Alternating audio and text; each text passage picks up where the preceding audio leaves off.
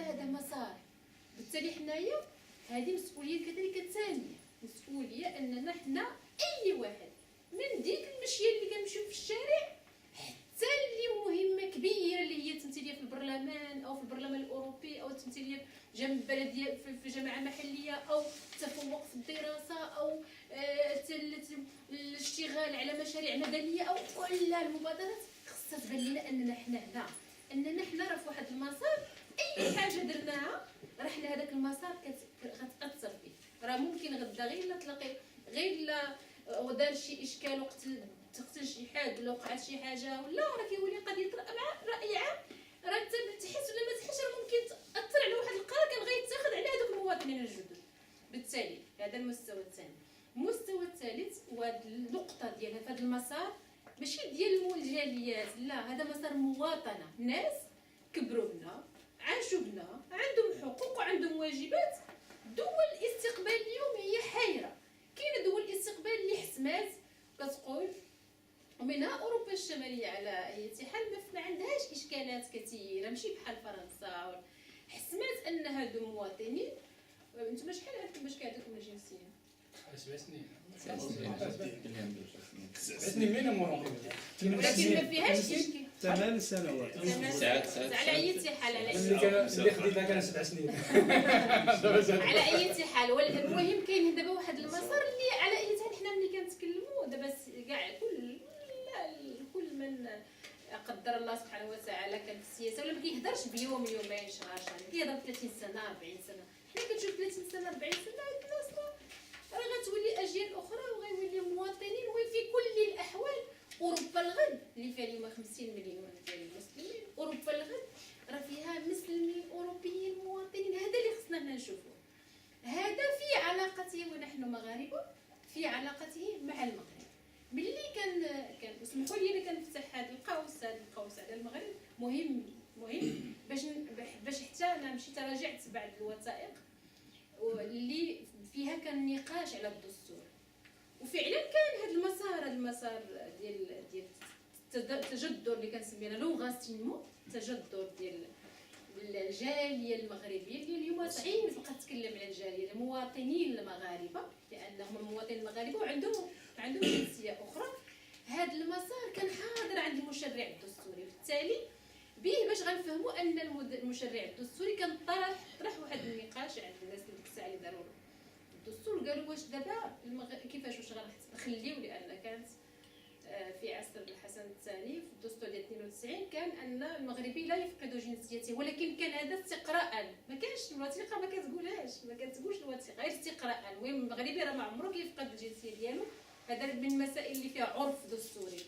جا الدستور تكلم عليها في الفصل 61 قال ان فعلا اعترف بازدواجيه الانتماء. مثلا الاستاذ اللي قال انه ممكن يكون منتمي لحزب انا سميتو الخضر ولا اليمين ولا اليمين المسيحي ولا اليسار ولا ممكن عنده الحق يكون منتمي لبلادو وعنده الحق الترشح هنايا في حاله غير ما يكونش راكب نفس الولايتين. وهذا الشيء باش نقول ان احنا حتى المغرب وهو يشرع كيدير القوانين للمغاربه المواطنين، وملي شفتوا راه ماشي عبثا كتب على المواطنين المقيمين في الخارج، ما قالش بالخارج، في الخارج، مقيمين في الخارج. يعني انت مقيم انت مواطنين بعدا ممكن تكون مواطن وانت لان انت ما كتفقدش الجنسيه وانت عندك جنسيه اخرى.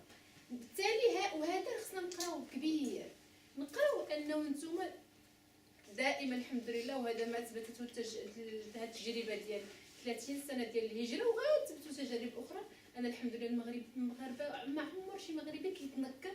بالعكس كما قال الاستاذ وهذه اسرتني بالفصحى انهم المغاربه دائما كيحبوا بلادهم وكيبقاو متعلقين ببلادهم بالثوابت كلها، اماره المؤمنين بالثوابت كلها، الدين الاسلامي، الهويه، الحضاره الاسلاميه.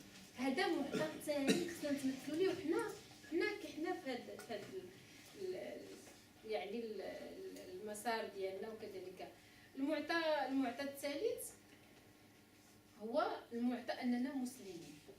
اليوم فعلا قضيه الاسلام في اوروبا انا اعتقد وحنا مازال ما نجحناش فيه، نقولها بكل صراحه، واخا حنا دابا في الحكومه انا نقولها بكل صراحه وكنقولها حقاش حنا الماركه المسجله للعداله والتنميه ومجموعه عاليه الناس ديال الفضلاء اللي معنا في المغرب. خاص ملي كيكون الحق حق خصو يتقال، ملي كيكون الحق ملي كيكون المسائل فيها هذا التدبير المغاربه القاطنه بالخارج للاسف كان فيه واحد واحد النقص كبير، بحيث ان ملي خرجوا في الستينات حتى دابا 2014 كانت عندهم مطالب كبيره وكثيره. اولا واحد المرحله كانت فيها بعد المقاربه الامنيه هي اللي يعني شكون يدخل شكون يخرج، شكون يدخل من المغرب شكون يخرج من المغرب، هذاك معامل لدرجه ان واحد الوقت حتى الحسن ثاني كان يعني تعطت الاوامر ان الناس ما خصهمش ياخذوا جنسيات اخرى، وان الناس خص ولو ان المغرب ما يفقدش الجنسيه. ثم كانت او كاينه الفقره التاسعه من الوثيقه ديال الانصاف والمصالحه تكلمت على ان كاين انتهاكات لحقوق الانسان بالنسبه للناس اللي كانوا كيدخلوا خاصه في الجمارك.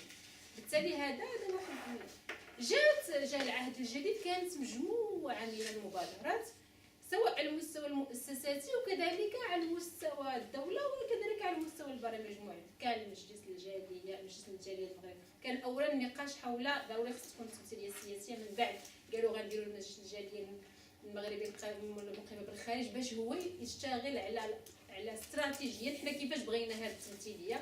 خصو يقدم للحكومه وجلاله الملك الراي الاستشاري من اجل ان تمثل الجاليه في المؤسسات. بعد ذلك كانت حسابات لان كنا كنعرفوا قبل 25 نوفمبر كان واحد المسار على اي حال فيه تحكم كبير. حنا غادي نعطيو ولكن شكون غيجينا من تماك، شحال غيجينا من تماك، واش غنقدروا الا قلنا 30 شكون هذوك 30 اللي غادي يجيو. بالتالي كان مسار على ان ما يمكنش نتحكموا ديك الخريطه، بالتالي خليه هذا الجبل خليه راكد بلاتي راه ما يمكنش سميتو. بالتالي كان الحساب السياسي هو اللي يتحكم، لم يحسم. وكانت الذريعه هو ان لوجستيكيا ما يمكنش نقدموا على هاد الاجراءات لانها كتكلف الدوله، رغم ان هذا الشيء بكل حتى من المسؤولين قالوها في الاوف ان هذا الشيء ما غير. بالتالي كان هو قرار سياسي ما تخادش، لان رغم انه في 6 نوفمبر 2005 كان القرار الملك تكلم ماشي على الناس خصهم حق التصويت والمشاركه، بل قال لهم القرار الاول هو حق التصويت والمشاركه، القرار الثاني هما خصكم تشاركوا الاجيال الصاعده. نتوما دابا اللي كابل هنا وقارين هنا سميتو خص تعطيوهم حق فاش يترشحوا سميتو. القرار الثاني هو خصها تكون دوائر انتخابيه بالخارج.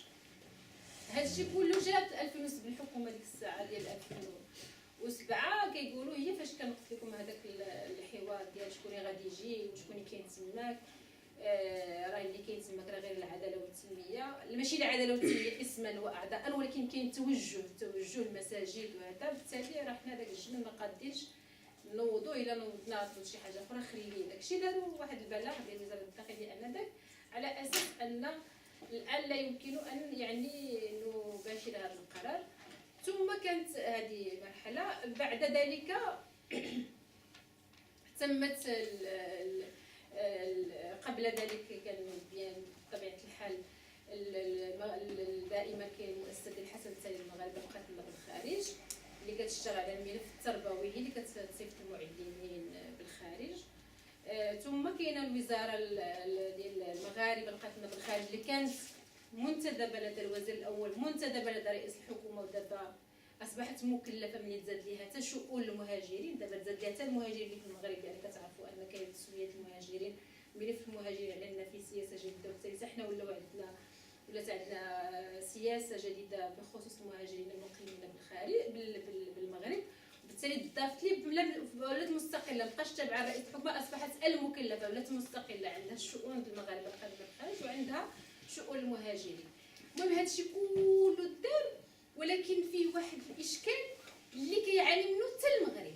هذا الاشكال اللي كاين في التدبير ديال هذا المشكل هو ما يسمى بالتقائيه البرامج. اشنا هي التقائيه البرامج؟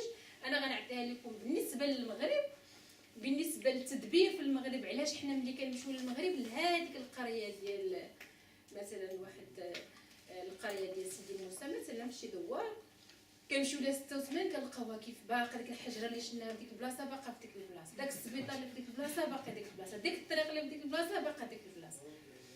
وكنمشيو في 90 باقي تما، كنمشيو في 94 باقي تما، في 2000 2001 والميزانيات كل سنه كتكون كتصرف هذا كاين واحد المشكل ديال التقائيه البرامج اللي طورات فيه الحكومه الديمقراطيه. اشنو هي التقائيه البرامج؟ هي دابا ماشي الاعمال راه ما كدارش، راه كدارش اعمال، غير حنا بما ان عندنا واحد البلد كبير عندنا فيه على الاقل دابا الاحصاء مازال ما كاينش، ولكن المهم الى حدود الاحصاء الاخير كانت عندنا 30 مليون ديال المغاربه. بالتالي الا ما دوك البرامج شديتيهم وجمعتيهم فسميتو غير ما يبانش الضوء في واحد البلاصه، بحال مثلا واحد الدار هي كلها تمثاليه مهرسه، وانت كدير مره ضريبه تماك، مره كدير ضريبه ورا السطح، مره كتجي ضريبه كديرها لك اللور، كل مره ما كيبانش. التقائيه البرامج هو كنقول لها في واحد جهه معينه او مدينه معينه. فين ما غندير المدرسه غنقول انا غندير المدرسه، اذا انا خصني ندير لها الطريق باش هذيك ملي يكون الشتا هذوك الوليدات يجيو يقراو، باش انا من 10 سنين دوك الوليدات غيقراو، ملي غيقراو غيمشيو الاعداديه ويمشيو للثانويه. خصني ندير المدرسه، اذا انا المدرسه نديرها ولكن خصني ندير حداها الطريق. درت المدرسه ودرتها الطريق في الميزانيه الاولى ولا الميزانيه الثانيه. الميزانيه الثالثه خاصك تكون عندي هذه اللي درت فيها، تكون عندي الاولويه ندير فيها المستشفى.